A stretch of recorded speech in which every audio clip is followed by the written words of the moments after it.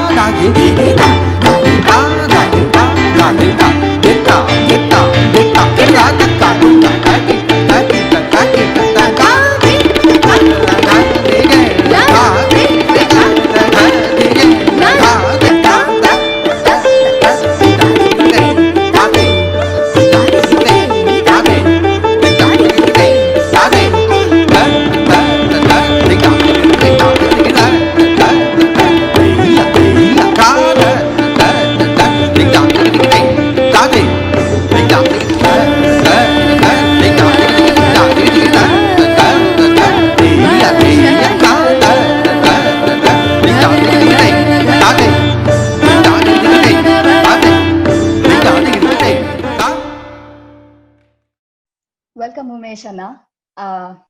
We've often had you, it's mostly your work that speaks to audience. So it's finally wonderful to have you talk to us and talk to us all the more about unlearning, which really deserves practitioners who are steeped so much into the process like you to talk to younger dancers. So it's an absolute pleasure to have you in this conversation. Could we start off with what are your first thoughts when you hear learning, unlearning? Is it integral? Is it an informed choice? What are your thoughts? Yeah, I think for me, unlearning is an ongoing journey that is essential to learning, and it's part of our process to move forward, I think. Yeah, that's about it. Yeah. I was we skipped a very long introduction when it came to our context setting speakers, because I don't think I would be in a short introduction doing justice to your body of work. But you are somebody who practices so many different forms, choreographs. Your vocabulary contains so many different dance forms. To a point where if I want to call you a Bharatanatyam dancer now, I don't even know if that would do justice to who you are. So when you are dancing, choreographing, teaching so many different forms and having to embody each of them, the stance, the movement of each of these forms, how do you transition in and out, both as a teacher, choreographer, practitioner, as well as a Kathak, Odissi, contemporary ballet, across these forms? What is the process and is it a secret? No, I think to answer this question, I would like to talk about my personal journey through the Temple of Fine Arts. I think about about how unlearning, or the whole idea of unlearning to me, in what we're trying to say, because I come from that space. In the Temple of Fine Arts, we strive through the arts, but in a very unspecific way, very different. As you know, Temple of Fine Arts, the founder, Swami Shantanan, Saraswati, and with his guidance and two masters, Master Gopal Shetty and Master Shivdas, who are also trained in multiple styles, you know. Yeah. So here we have a monk who believes in religion, but in a holistic way. And then we have two dancers who have trained in multiple styles, came together to start the Temple of Fine Arts. So with that mindset and that system of teaching the art form, it was very unique compared to other schools. Yeah. Yeah. So while in other dance schools, for example, in a Kathak dance, for example, when a Kathak dancer goes to a Bharatanatyam school or any other school in particular, the mindset is he or she has to unlearn the habits if she's trained in Kathak or in Bharatanatyam in order to learn a new style. But in the Temple of Fine Arts, however, when we learn dance, dance is taken as a big deal. We approach dance as dance. So Bharatanatyam, Kathak, Odissi, Contemporary, all was part of learning dance. In GFE, I think the teachers who taught us never said doing Kathak was not good for a Bharatanatyam dancer or vice versa. Dancers were taught many different Indian classical forms. On a superficial level, talking about unlearning, for example, if you go into a Bharatanatyam class, you have to hold your hands up tight, yeah? Your elbow should be up, you have to be straight and, you have to hold yourself up. Whereas you go into a Kathak class, you have to be much more looser, yeah, relaxed. It's not the karakamukas or the mudras are all not so held, not so strongly, yeah. So the point is about, I think for me, it's about the intention, and so you have it's not about the position, but you have a particular intention, and if you understand that intention, you will be able to do that, yeah. As to so when we in fine arts, I think we were always told to to learn the style, but the intention is to be a full dancer. Intention is to being able to express yourself through these forms. So when we go into that, so it's no more about this, it's about, oh, that's the position, okay, let me feel that, yeah. So I think this was what Tongyu gave us to express, in the Temple of Fine Arts. So call it unlearning, learning. Ultimately, I think one needs to keep adding information onto their body to expand their movement vocabulary. And that it's I think the bhavana and the belief that we had when we learned dancing at the beginning. Yeah. I'm actually taking on from that word that you mentioned, bhavana, or like what is the frame of mind? What is the body language when you are executing a certain movement that for a moment is Kathak or for a moment is Bharatanatyam, or it's just kind of being in that moment with that bhavana. And I remember in Temple of Fine Arts, I come from the same institution as well. So I remember so much, like even within Bharatanatyam, there were like different teachers who had completely distinct styles, and that never mattered. But as you speak, I'm wondering then what is it that, allows you to take up more and more forms and execute them, doing that justice to it. You say that there isn't really an unlearning, if I'm getting it right, if you can, just clarify that. And would that then be layering? Would that be that you have a basic context and then you keep layering with every new learning that you imbibe, that you internalize? Yeah. I think to me, it's always about learning more, adding more to my movement vocabulary. That was the intention, yeah. The more you learn, the more you can express. So, and you look at the Temple of Fine Arts and you look at Swamiji and the things that we do, it's always trying to say something. We were trying to say something. And if I can say it better in Bharatanatyam, why don't I use Bharatanatyam? I can say it better in Kathak. So I think that was the basic motivation of wanting to learn. And so whenever whenever I move into any class, I was always thinking of, wow, I need to be able to first understand what Kathak or what Bharatanatyam or what Odissi, the feel of that style. But then put myself into that space and see how do I feel how do I feel, I have to embody these styles first in order for me to be free to use these styles as my movement vocabulary. Does that make sense? Yes, yes. So I was never told that I would develop bad habits if I learned multiple styles in Temple of Finance. This was ingrained in me, and throughout this practice and belief, I began to realize that the process of expanding, it was a process because I wanted to learn. The body was so much capable. I saw new things that my body can do. Our mind and our body are so capable of learning so much. This is evident in the Temple of Fine Arts product. If you look at our products right now, so I don't call products as product, but our graduates, they are versatile in so many different styles and good. They do good Bharatanatyam, good Odissi and all that. But this is something a choreographer's delight. If I'm choreographing a work and I have something to say, and I have a dancer who is ready to move into different space and give me things that I want to say, that is so much fulfilling as a choreographer. And because I've been there as a dancer, so I feel, I think that's very, very important for me. And with that belief, I think, I'm moving towards that space, I think.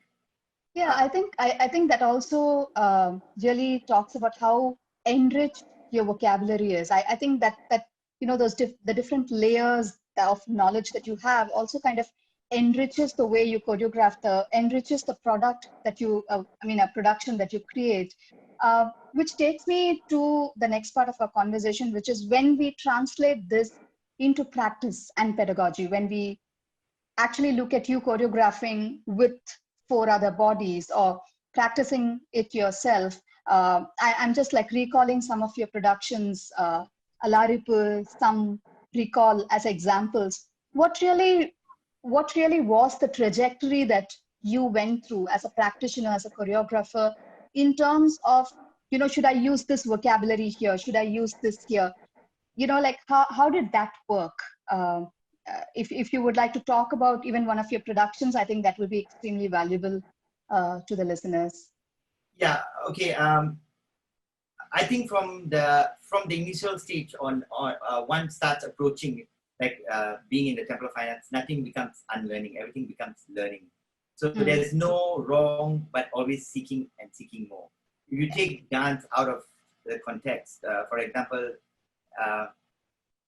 at a temple, how do we behave ourselves? And then right away we go into a party. How do we behave differently? Are we unlearning, or is it part of adapting and adjusting and moving into a different space? So it's a mindset. So how do you switch on and switch off? This is the method I think we use in Temple of Finance. There was nothing wrong of learning different styles. So that gave rise to all these different productions like Butterfly Lovers, Midsummer Night Dream, Ramayana, and some of my new works like some Recall and Alaripu. It was about the vocabulary that the movement vocabulary that we wanted to use. 2 works that I would like to talk about, as you mentioned, is Alaripu and Sam. In Alaripu, what we try to do is we try to you see, when I'm doing Bharatanatyam, when I'm in Alaripu, I'm doing this Alaripu, the teacher always tells you, okay, feel your lengthening. When you do this, feel that you are extending and expanding, your energy is going around. So there's so many things that the dancer is thinking behind that is not seen in Alaripu or in some, if you're doing certain movement. There's so many other energies that is running, projection that is running in the dancer's mind that is not seen.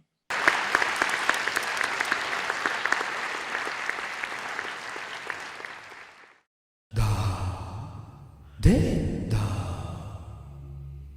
da da de da da da da da da da da da da da kita tak te te te da de da te da te te te da kita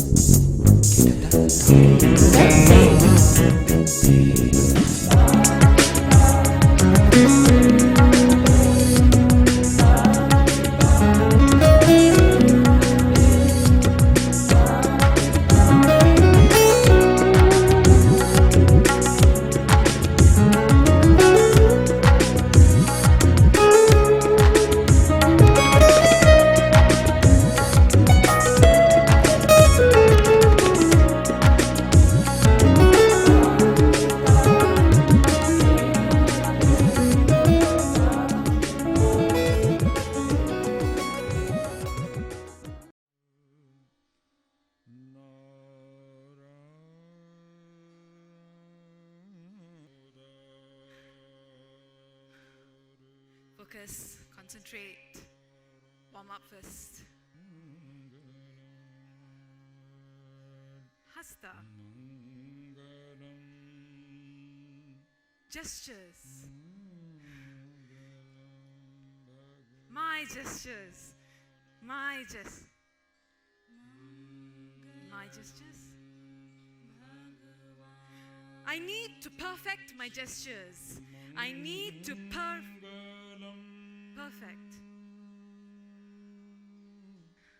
What is perfect? Who decides? Drishti. My eyes. My eyes should follow where my hand goes. Yato hasta, tato drishti.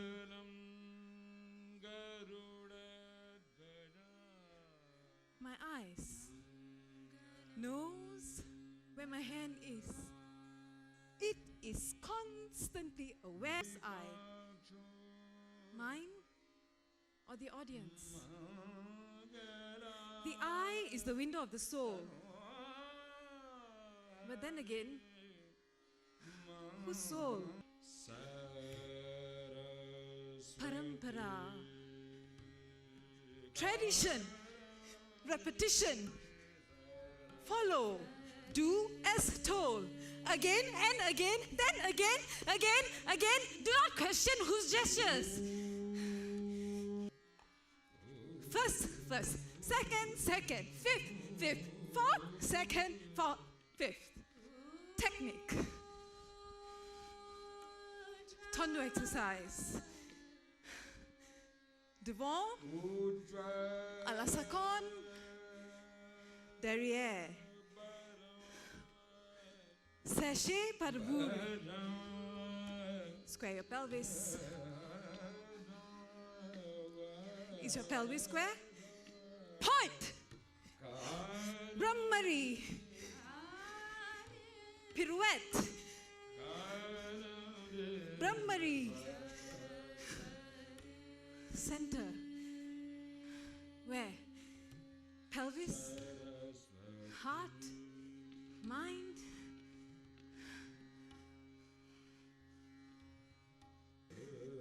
Javahasthirattvam rekha Brahmari Drishti Rashramaha Manas Bhavo. What about rasa? Whose rasa?